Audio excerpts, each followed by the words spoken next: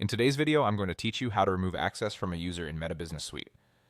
If someone no longer needs to work on your Facebook page or business assets, removing their access is the cleanest way to keep your account secure and organized. Before you start, make sure you're signed in with a role that has permission to manage people, typically an admin. If you don't see the options I'm about to mention, your role may not allow changes to user access. Begin by opening your browser and going to business.facebook.com. On the landing screen, select the business account or page you want to manage. If you manage multiple businesses, take a moment to confirm you're in the correct one so you don't change the wrong workspace. Once you're in, head to Settings, then choose Business Settings. This area is the control center for people, permissions, and assets. Depending on your layout, Settings is usually on the left sidebar. Business Settings opens a panel with all your access tools. Next, go to Users and then select People. This section lists every individual who has access to your business account.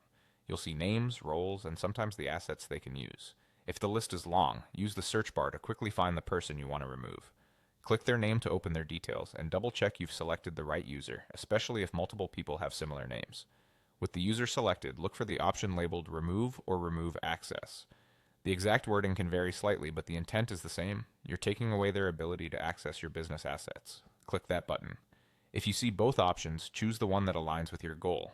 Remove usually takes the person out of your business entirely, while Remove Access may focus on revoking access to specific assets under your business. A confirmation prompt will appear. Review the summary so you understand what will change. Confirm the removal to finalize it.